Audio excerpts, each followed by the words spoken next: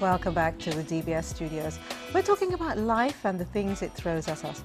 I wonder how many of you remember Reader's Digest pages, Life's Like That, and Laughter's the Best Medicine. I used to visit those pages before learning one of those incredible new words they always had. Now here's a great example taken from the Reader's Digest website. It's by Maggie Winters, and she wrote, "My friend Steve was helping me fix a bathroom leak. As we struggled to move the tub to get the pipes in place, the phone rang.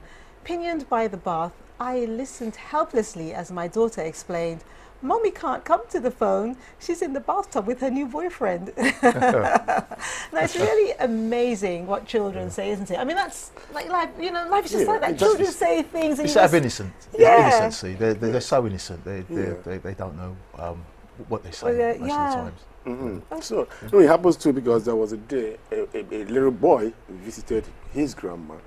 So he asked the grandma, you know, the boy was at the bedroom with, she has this old television, you know, he put it on, those old television those days, you have to knock it, then it comes on. Well, you've got to stand by the corner for half an hour on one leg, holding the antenna up, so you don't lose the picture. Yeah. So the boy asked the grandma, so why do you always have your television? He said, "Yeah, that's my husband. Since your grandpa died, that's my husband. I watch my television." Okay. So one of these days, the boy was at the back while grandma was in the bedroom. So a reverend father always visit those old women. So ask Junior, why is grandma? He said, "Grandma is in the bedroom banging her husband." Yeah. The reverend father knock out. So he just spoke from there.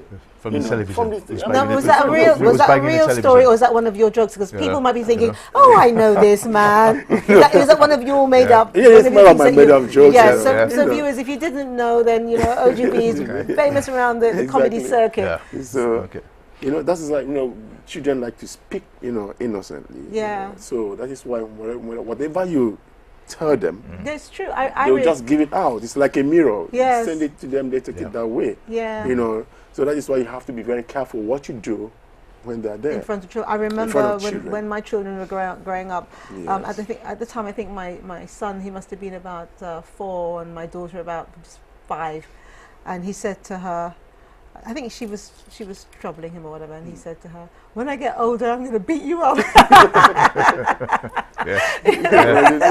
Exactly. You know, it's just the things that, you know, some children say. You have to be so careful. Careful. What you say. And do not tell secrets to children. Obviously, you know, that's the last thing you can but ever tell secrets. Yeah, no, it's true. Yeah. It's true. But can you remember a long time ago when it seemed to be okay to tell a child a secret? I don't know if you're with me in that, because a long time ago you could tell a child a little and it was okay. But nowadays, if someone tells a child it's a secret, it doesn't matter if it's mother, father, or whatever. It's bad. I think the open of speech now, and you know, there are more you know, freedom of speech now with children than back in the days of maybe my time of growing up. We were basically you speak when you're spoken to. Yeah. That, you know, that kind of era. Yeah. But now kids or children now are actually dominating the house.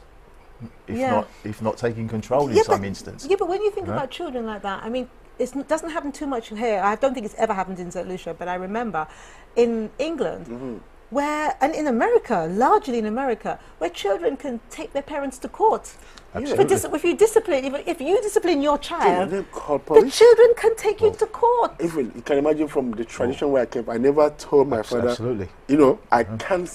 From the time I grew up, I never stand before my father to say, "Daddy, shut up." Oh, in American style. No. You could never do that. Here now, children say, "Daddy, shut up." Yeah. You know, the other day I saw a father beating up a little boy. I said, "Daddy, be careful. Daddy, if you beat me, I'm going to call police." Well, this is the generation that we live in now. We, you know, the times have moved on. Yes. And so as Delia says, you know, it's got to the stage now where you know, your siblings and children can actually take you to court. Yeah, but where did we go wrong? Because I remember when we were growing up, we were so respectful of our elders. And not to say that the children aren't now, but I remember being younger saying, well, when I have children, I'm going to treat my children a little differently than my parents. And that was just because my parents were strict and I thought I want to have a bit of freedom. So I'm going to give my children a little bit of freedom. And I actually think that it was one of the worst things I could have ever done. Not to say that my children are wayward or anything like that, but I think that if I had raised them the way that my parents raised me and the way that my parents were raised by their parents, and I'm talking about society as a whole, our society might be a bit better. So when we look at life and life's improvements, maybe we are to blame for what's happening with our youngsters because we are the ones who are controlling it. I think we have got to take some form of blame for the way the new generation of kids are going. Along with technology. Well, this is that's what I want to talk about, because this is exactly what I mean by which is like I'm coming into. I mean, we're living in a different era of time now. What our generation had when we were young, it's old-fashioned hat now. We need to move with the times, and also the kids which are now growing, they're moving with the times as well. Coming back to the point of when we were growing up and the kids now, it had its good points and its bad points. I mean, if you tend to perhaps over-discipline your child too much, it gives them a sense of lack of confidence in themselves. But at the same point, it can go the other way as well. They can go too overconfident and lose control. So it's having to find a happy balance. Yeah, which is going to be always difficult. But research shows that while children laugh up to 400 times a day, the adults, we don't laugh as much. I don't know if it's because of our pressures, but adults actually do it only 17 times a day on average. So 400 times for children and 17 times. And in fact, laughter therapy is a big deal and can improve your health in lots of different ways. So I'd like us to actually go through some of the points from a researcher from the US. And now he says that laughter boosts your immune systems, and that researchers have found that laughter actually boosts the immune system, increasing the number of antibody producing T cells. This then makes us less likely to get coughs and colds. It also lowers the levels of at least 4 hormones that are associated with stress. So after a good giggle, you should be far less tense and anxious. Another thing he said is laughter relieves pain. A good chuckle has been found to reduce pain. Not only does it distract you from aches, but it releases feel-good endorphins into your system that are more powerful than the same amount of morphine. That's kind of amazing, isn't it? Laughter can do that. I've had so much laughter once, it's actually increased pain. I've actually had so much cramped in my stomach. But I think it's healthy to laugh. I think laughing is a healthy thing. It is. And Adrian is talking about, you know, when you have stress, talk about stress, it increases your blood pressure, mostly for those who have high blood pressure. But when you laugh, it eases out the tension. Even the frown on your face, it makes you feel okay. All right, you just take a deep breath and bring, you know, you feel relaxed, you know. And, you know, it's like, and equally what you portray, because when you have smiles on your face, somebody walking towards you, see the smiles, wow, that's, you know, the person wave, you wave.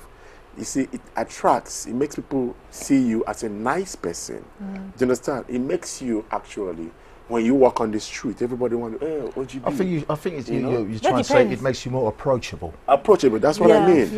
Than a mean face. Yes, when you have mean facts, you know. Yeah, that's very true. When they see you mean, they're always thinking, whenever they see mean people, they think you're those bad people in the, that's one of the points that Rob actually says. He also says that laughter improves your social life. If you can make people laugh, then you are likely to have more friends because everyone loves a joker.